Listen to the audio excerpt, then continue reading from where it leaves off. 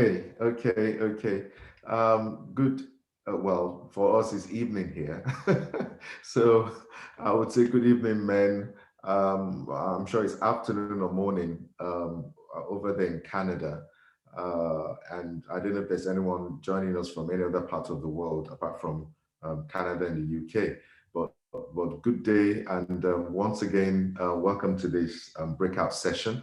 And this breakout session is really geared towards men, and the women's ones geared towards women. Can you imagine? Even when he, even telling you that. And it needs very little to arouse him, just very little. Just, most times is how once the woman looks good, that's it. And once you're on, you just want to get on top of the woman or do whatever and then get off. But for the women, of course, it is quite different from them because they take time. The time has to be taken to get the women in that mode that men are already in once what they're citing is pleasing to them.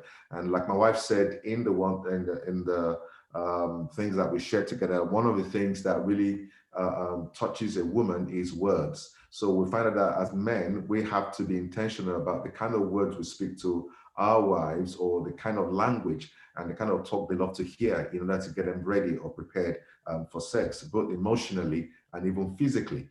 What kind of words and what they're hearing from us day in. So we can't be angry with our wives, and expect them to be ready for sex in the evening. But the man can be angry, but then once he's turned on, he's turned on. But that's not so for women. So it is this session is to actually look at how we men can actually help our wives in order for them to be fulfilled. Because one of the things I've realized is that when a man can get to that place where he can help his wife be deeply sexually fulfilled, he himself then becomes very sexually fulfilled.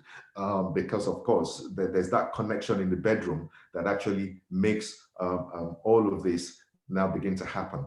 And one of the things that is frustrating to a lot of women in the bedroom is the inability to reach an orgasm. So for most women in marriage, what the closest thing to orgasm is what they've read, is what they've read in the novels, or the pretense that some of them have seen in movies. But in practical sense, in their own situations, they've not been able to get to that place where they actually orgasm. And for myself and my wife, this was what it was for quite a number of years before I began to understand how to prepare women, how to make sure the woman is ready. And by the time she's got to that place where she's really at the height of it, and then she can orgasm, I now realize that I then enjoy making love to her even more. I began to enjoy it when I got to know how to prepare her now to do these things.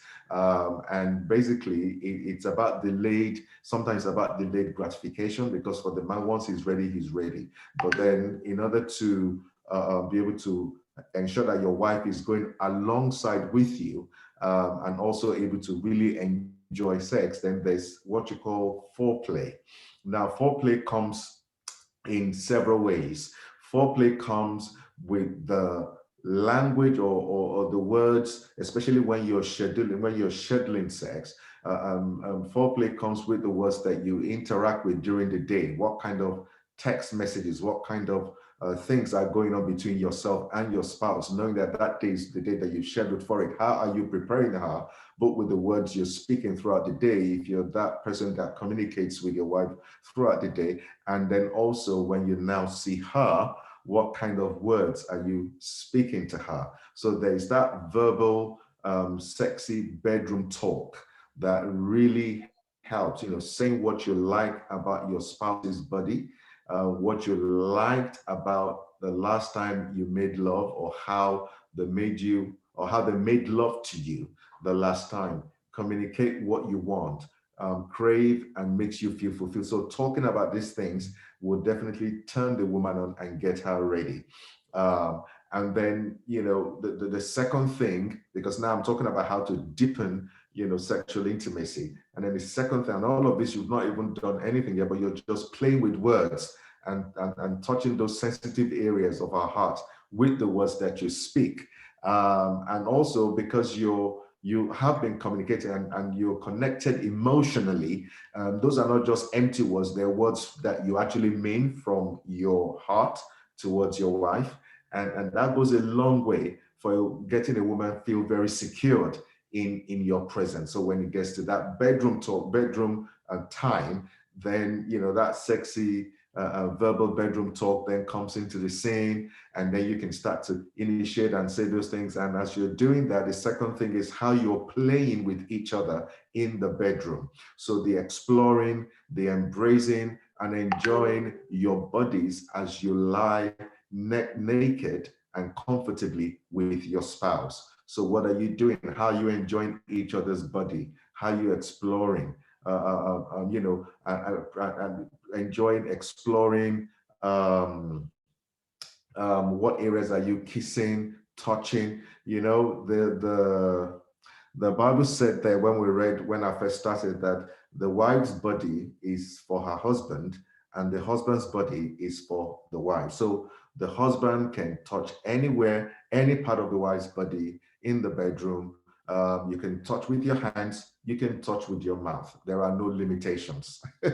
There are no limitations. This and vice versa as well. So these are things that, kind of like in the bedroom for a lot of couples, they're not able to explore those kind of things. Why? Because they feel some areas.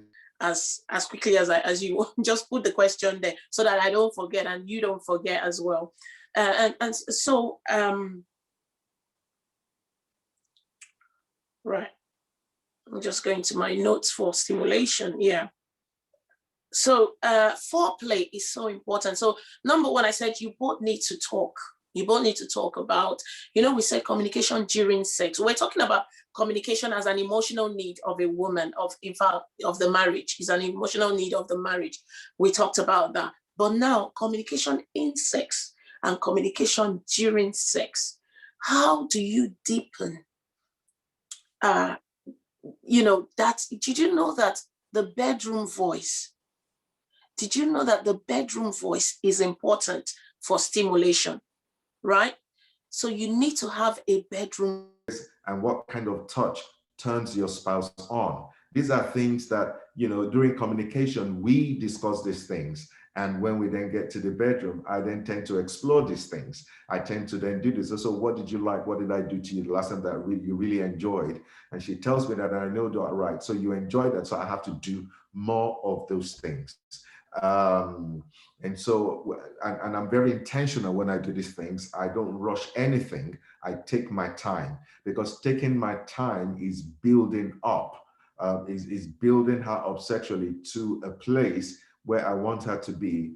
And I usually, a lot of times, I realize that my wife does orgasm before me, before I even do anything, because I've taken time to build up those areas. Now, I'm not saying that every time that we have to be intimate, that it's every time we are intimate that orgasm has to come into play, because of course there are times where it will be just quickies, and in quickies it's not possible. But for the ones that we schedule, we try to take our time to build up to a place where at least almost every time she can orgasm and I can have a very fulfilled time. So these are some of the ways that we gently build up. And then there's that slow body rub as well, around the sexually sensitive areas and parts of your spouse's body. So there's that clitoral stimulation, which of course I can use my hands, use my mouth, and to say this here, because we're meant to say this here, there's nothing wrong with clitoral stimulation with your mouth. There's nothing wrong with it. It is not a taboo. It is part of pleasuring each other. And and then because I'm a man that likes is it diversity in the bedroom. So I explore a lot of time. So I don't over explore, but I do those things that I know that yet would give her pleasure. And and these are some of the things, because as Christians we're not told these things. So in some Christian circles growing up, some Christian spouses would think, oh no, that's crazy, that's why would you do that, and all the rest of it. But your bodies are for each other. You can touch with your hand, you can touch with your mouth, you can do whatever, there. Although the things that which we see as extreme, is when it comes to the use of sex toys. We don't recommend those things, because that's like replacing what's meant to be natural with an artificial substance, and all of it, and that, that's going. So which means that if you're not around, what stops your wife from using a sex toy to get herself to orgasm or to come or to feel fulfilled? What stops her from doing that? And vice versa. So we don't recommend such, and we recommend the use of the natural sexuality that God has given you to pleasure yourselves and make yourselves feel good and be fulfilled. So we do that. And from the moment we discovered that that's really a good thing to practice and to do, and it's been great, and she's really enjoyed it. And I remember the last session I was sharing, I said, well, guys, I'm still anointed, I'm still a pastor, I still preach good, and the Spirit of God has not left me, because some of these things are things that God has given us to enjoy, especially in the context of marriage. Commit to your wife only, your wife to you only, and you can enjoy any part of your bodies with yourselves when you're together and when you've shared it. So orgasm does not always happen all the time, but more often than not, we're able to achieve that because we schedule sex and we take our time to build it up during the day and all the rest of it. And there's so many other things that can also help to build up to that place where you're both orgasming. And then and then there's one other thing that's out there that, people say, well, that as husband and wives, we're great. Women maybe fantasize or really think about that if themselves and their spouse can orgasm together. Now, for us, for the years that we've been doing it, we realized that we have never orgasmed together, but it's been close enough, because most times by the time, I'm working on my wife, either she orgasms first and then I come later, or I come first and then she orgasms later. But by the time I'm coming, she's prepared, she's ready to orgasm. So that's the way that we always seen that it works. But you don't have to orgasm together. Once you both get yourselves fulfilled, I think that's what really matters. And so it's been great. It's been great like that. There are also other things that actually get the preparation, apart from the rubbing together, touching, taking it slow. There's also what you call the atmosphere, the physical atmosphere and the emotional atmosphere for a night of passion. So how have we taken time to prepare the atmosphere, the bedroom environment? What does it look like? Is it clean? Is it well taken care of? Is it tidy? Because that matters. A clean environment, both physical environment and yourself. So how clean are you? So, it's a time that you've scheduled. When you get back home, you don't just pounce on each other. Take time to shower, take time to clean yourselves, and then get yourselves ready, and be clean for your spouse. That's so important. And we really recommend that, because that way you're even more able to go anywhere you like. So there's no foul smell, there's no stale smell anywhere, and you're both clean for each other. So the environment must be clean, both the physical environment and yourselves, how you've prepared yourselves and how you cleaned yourselves up for that night. Then number two, the lighting. What's the lighting in your room? Some people like candles all over. Some people like lighter, just create that lighting that helps, that sets the mood. And also number three, what's the fragrance in the room like? What kind of fragrance is in the room? The air freshness, the perfume, whatever it is that makes your room really smell nice. Find and put that in, because it's something that you've scheduled. And also the music, what kind of soft music? There are loads of music that you can that's for both of them. You can have, that you can enjoy, the blues, the romantic, the love enhancing music. Where are they? Find them. Because a lot of times, we as when we become as Christians, we're used to songs that praise the Lord only, songs that worship God and all the rest of it. But there are these songs that are dedicated to marriages that you actually need to have. These blue songs that are dedicated to marriages and to couples that you need to have. I mean, look at the Songs of Songs. Those is even called Songs of Songs, Songs of Solomon. So whatever tune Solomon had then that he used to write those songs, even though we read them, but they were actually songs. And look at the kind of things that Solomon was writing. So probably these are the kind of songs he began was singing. No wonder he had so many wives and concubines, because he won them over with songs. He won, he was a romantic man. And so we need to set that kind of romantic atmosphere as well, so that we can set the mood right for the nights that we've scheduled. And also be creative in the bedroom. Be very creative. Be creative, because you have to be intentional and be creative, in the sense that you can't. For me, I don't like one style. I like difference. I like to be creative in the act of lovemaking. My wife loves the missionary style so much. But the day I remember when I think I did say this in the last SEXPECTATION session we had. I said by the time I asked her that, look, I wanted to try something, you come on top, or let's try this, let's try that. She was a bit skeptical, being a innocent Christian girl. And I said, well, I'm a Christian man as well, so this is helping us spice things up. But the moment she was comfortable, and I didn't even force her to do it, so that's part of what communication does. If your spouse is not yet comfortable with something, so you don't have to force it, but gently encourage them. And then by the time that she then did try it, and she liked it so very much, and we began to enjoy it. So it's amazing if we can be creative and get our spouses to come along with us in the bedroom by being creative and introducing some other styles. Okay, there's nothing that stops the woman from being on top. There's nothing that stops the man from being behind. It is part of the creativity in the bedroom that adds spice to your love-making life.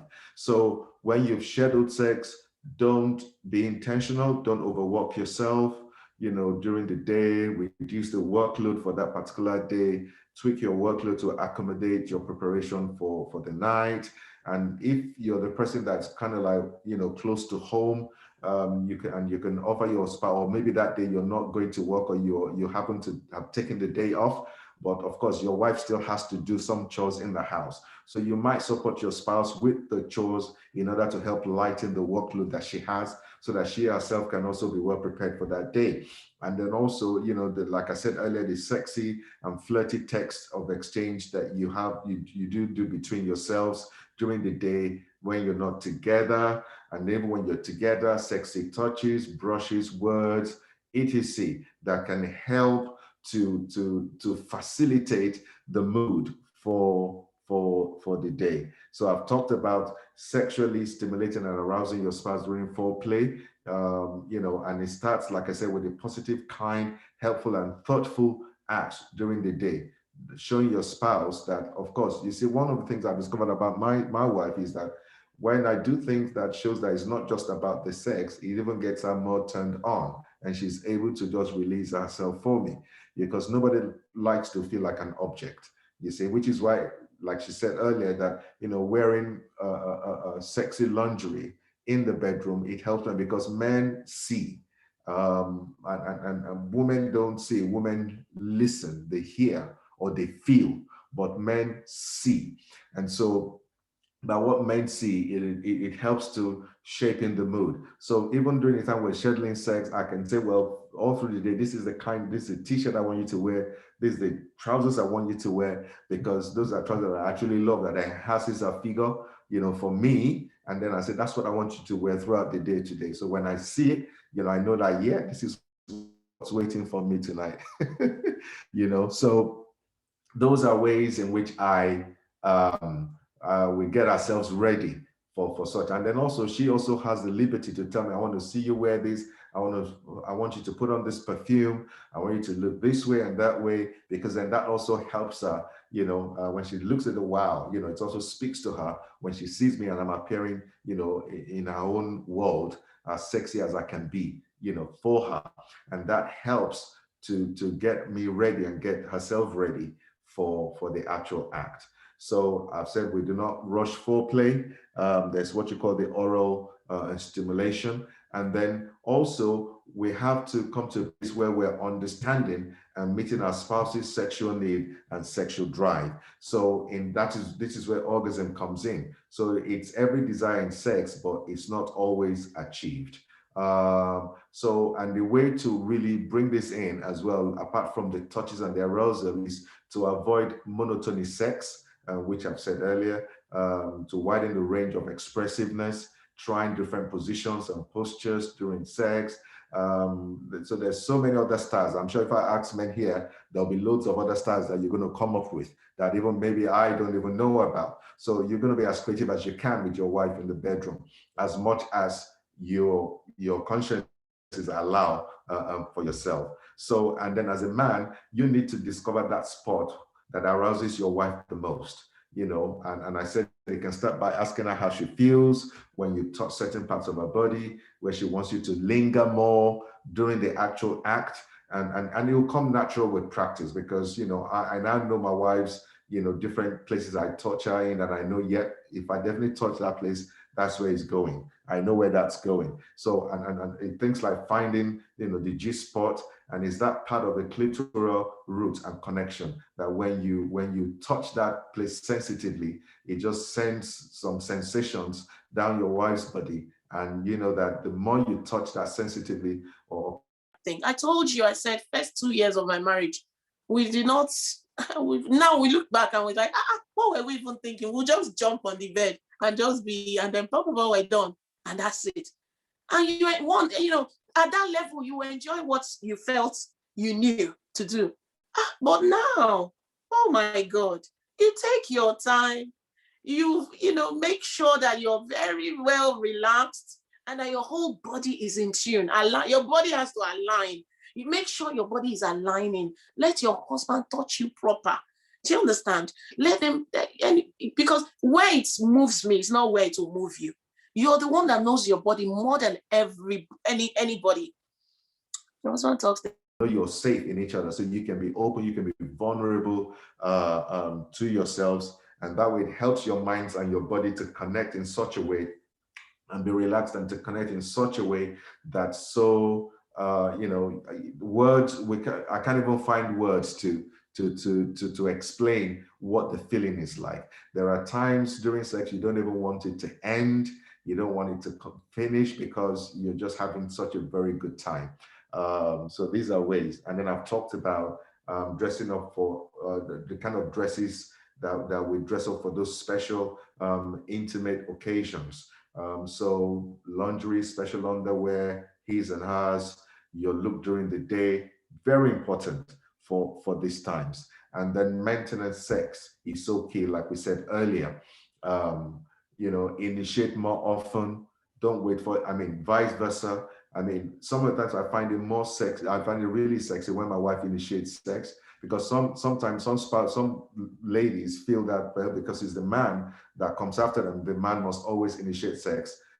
At the same time, that's why that question you just put there, you can end up climaxing before him. Oh, yeah, and you could even after him as well. At the end of the day, you still climax, which is amazing. The feeling is amazing. So it doesn't always happen that at the same time we both, everybody's body shaking, rhythm is no, it doesn't always happen like that. Once in a while that could happen, but it's very rare. I tell you, it's very rare. Okay, so let me see if there's something else I wanted to refer to. Guilt can inhibit pleasure. That's right. There's no need to be guilty. This is your husband. And you both need to be comfortable in whatever you decide to do. And because in terms of when it comes to stimulation, Is it just, apart from penetration, what do you like? Do you like? There's no limit to where that can happen. And also keep fun intact. So enjoy yourselves, play with each other, because playing with each other really helps to keep that spice of enjoying each other's company. So play with that. Let's not be too serious that we don't enjoy playing with ourselves. And you know, that's really key tonight. So these are some of the things that I'd like to share with us men tonight. And I hope it's really blessed somebody tonight. Amen. All right. Thank you, Pastor Ishola, very much. This is the time when men can open up. I'm looking at our time, and time is not our friend today, Pastor Ishola. So this is a time, if you want to ask a question now, please go for it, because I'm just going to give us another maybe 7-8 minutes, and then we can close the breakout sessions and come back to the individual sessions, because Pastor Shola needs to prepare for church tomorrow. We also have other things to do, so we need to bring this to a close very soon. So if you have a question, just unmute your hand or just unmute your mic, raise your hand, go for it. We have about 7 more minutes left, and then we're going to go into the general session again. So go for it. Anybody have a question? Well, I have a comment, Pastor Shola, since you're here. Yes. So thank you very much again. I enjoyed this expectation conference. You know, I attended the last one, so I've learned, I have the advantage of learning more than the folks on the forum. But something you said that is really key that I just wanted to buttress in terms of being creative and spicing up things in sex and trying different positions. And you're right. I mean, because when I got married, you know, I won't say most Nigerian women, but because of our conservative background, once it's not missionary style, it's like you're sinning against God.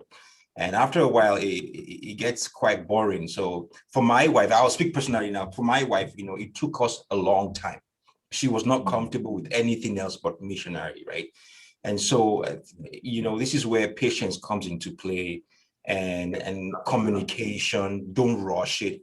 As she gets more comfortable with it, you know, she will come in line in terms of what kind of positions that you like, how to spice things up, you know. One of the things I also noticed in my own sexual relationship with my wife is there are certain positions that once we engage in that, in fact, there's one particular one.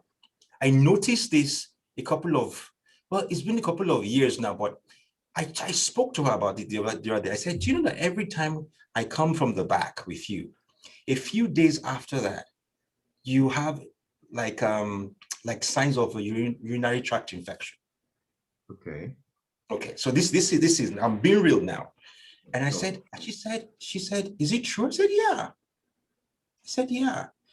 I said, every time we do that, and you know, and every time we do that, a few days afterwards, you tend to start having symptoms of a UTI. So as a doctor, I know what a UTI is. So, you know, they go to the bathroom all the time.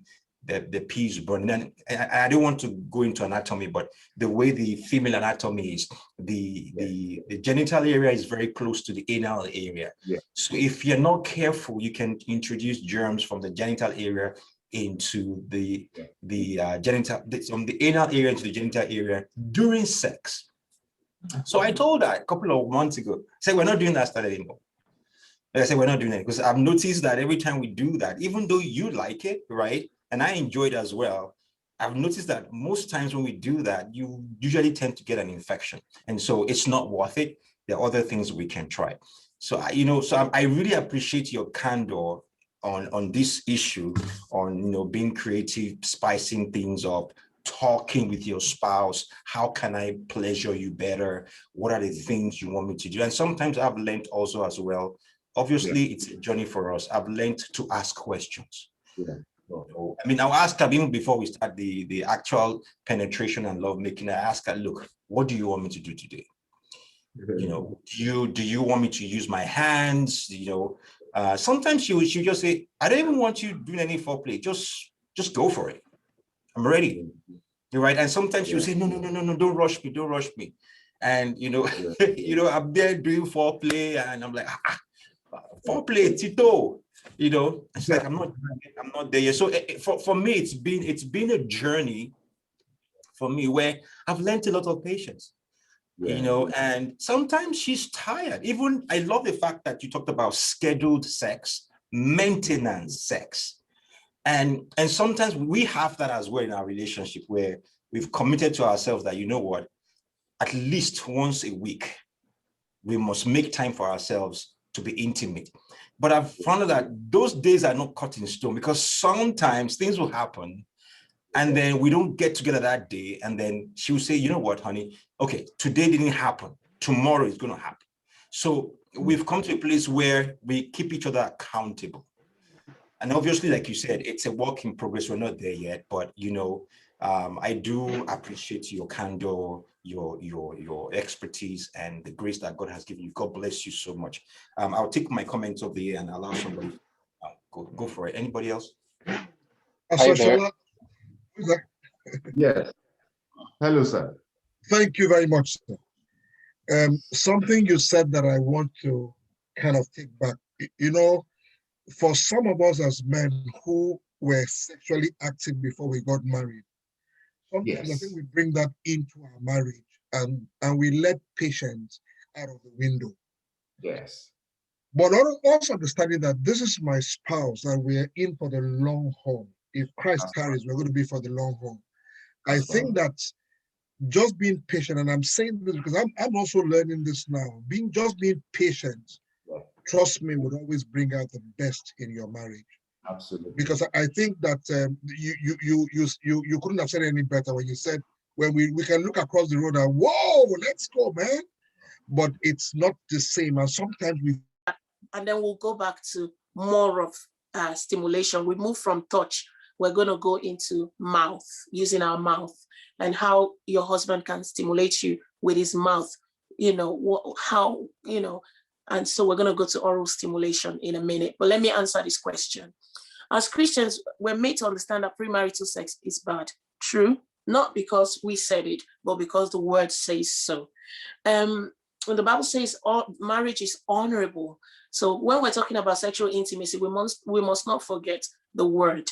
We mustn't forget the word, but we must not be ashamed of the certain things that we do to give each other pleasure, because we think that, okay. Because I think we've only got 10 minutes actually more here. They've sent us a message, Iron Man. It is for some reason tender even outside the bedroom, because like you said, sir, it's your wife and it's your spouse. You're in for the long haul. It's not a temporary thing. And one of the things with women is that when they see that we show genuine care, especially the man shows genuine care outside of sex, then they can open up to you anytime, anywhere, because they know that they're in a safe place. The only thing that will make a woman close in is if she doesn't feel safe, even with her husband. If she doesn't feel safe, it will, close in a lot of things, both emotionally and even physically. So we've got to be that safe place for our wives in all areas. Thank you very much, sir. Thank you, sir. Thank you. Brother Tunde, do you have a question? Yeah, now the question I just wanted to, we were talking about, by the way, I should say thank you to Pastor Ishola. Thank you for bringing this wonderful education on the very end. Yeah. And just like Coach mentioned about patience, is something we can't overemphasize the importance of that. Because in my experience, I've seen even mentors, my mentor, my Christian mentor, shared with me moments when they almost derailed because of times they think they're not getting what they wanted in their minds, especially as it relates to sex.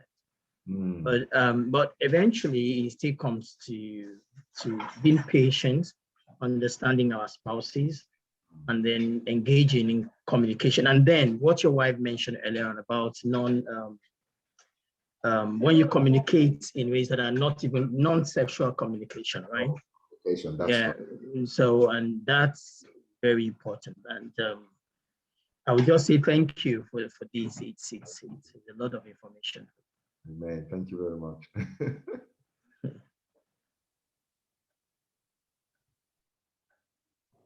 Hi there. Anybody else? Let's keep our Hi there. short time. Hi. Hi. I'm Colby here. Colby. God bless you, sir. God bless you. Thank you so much for this.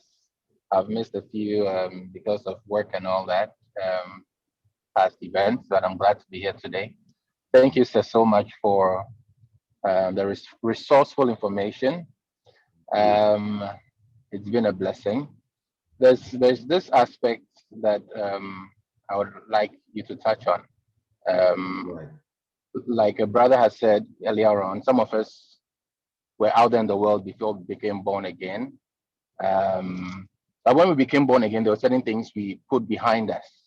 But I found myself in I've listened to other church-based marital sexual discussion where the man of God or whoever is talking, some of them has said something like, you can use porn to spice your marriage or sex life. And I feel it's quite a dangerous terrain. I don't know what you have to say about that. Right. So porn is a no-go. That would be no-no for me. Because what you're doing is that you're introducing a third party. And what third parties do is that it gives either of you the confidence to engage even when your spouse isn't there. That's right. So what porn does is that it tends to, you might say, well, it spices things up and it helps and all the rest of that. Like with my 20-year-old, as an adult, it's different. So I'm going deeper. I'm going deeper to expectations, how the body works and all of that. But for my 16-year-old, so the right age is actually depending on the child, to be honest. Do you know that an 11-year-old might need discussing sex? Things.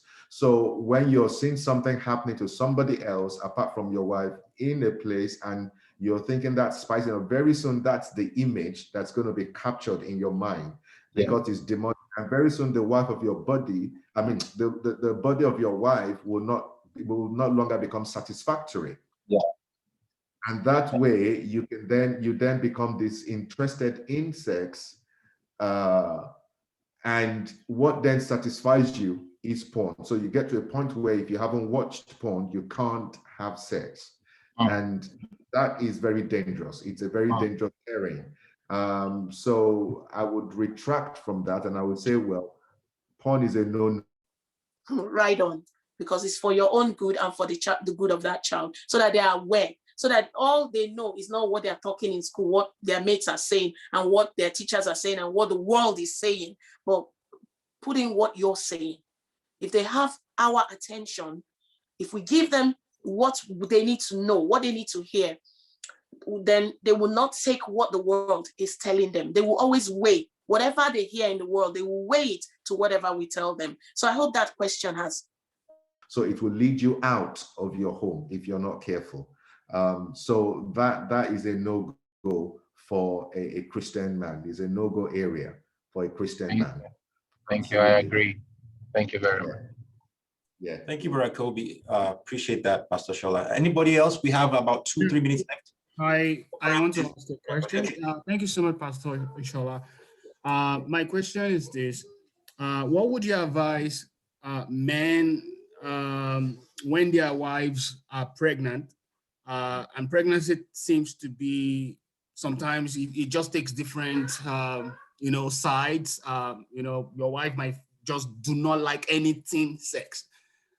In fact, maybe for the 9 months, what would be your honest advice? Okay, so I know that at the start of pregnancy, women often fall ill and fall sick. They go to the toilet, they're sick and all the rest of it. So at the time where pregnancy, so at that point in time, women may not even want to engage in sex or anything like that. But once they've gotten over that hurdle, that first, is it trimester, whatever you call it, they're generally okay. And they should, well, let me say they should, because it depends on different women and how they feel. But with my wife, we found out that when we were having children, the first few weeks of her being pregnant will be weeks that she wouldn't even want to, because of the way her body is and how she's feeling ill. But once she's gotten over that, she enjoys sex all the way, even through to maybe the 7th, 8th month of she does enjoy, even when the stomach is out, she still enjoys it. But it's just the carefulness and all that. But I can understand for other women who may not even want it at all, even for the 9 months. I think it's something that communication would help to solve. For the man, because it's quite a whole number of months for a man to stay without meeting his wife or without being intimate with his wife. So I think it's communication that have to happen between the man and the woman to say, okay, so why do you feel this way during pregnancy? Is there anything that we can do to help you come out of that kind of feeling so that we can still be intimate? Because then the wife also has to be mindful of, I know she's carrying I know she has a baby in, and she needs that tender care and all the rest of it, which the man, of course, would provide, and patience and all the rest of it. But also, she also should start to think in such a way that, okay, so knowing the needs of men, because, this is my husband, and how can we, what's the middle ground? How can we sort this thing out? Why do I feel this way when I'm pregnant? What are the things causing it? I think if you're able to address the root of what makes the wife feel that way when she's pregnant, then you might be able to find a solution to what she can do to help her, still be able to be intimate even though she's pregnant. So I think it's that communication, rather than being angry at each other, is that communication. So, okay, so why do you feel this way? Is it the food that you eat? Is it things that you see? For some women, when they're pregnant, any little thing irritates them. So how do if we take away this and take away that, will it help your mood? Because sex is also about mood as well. Will it help your mood? Will it prepare you? So these are things that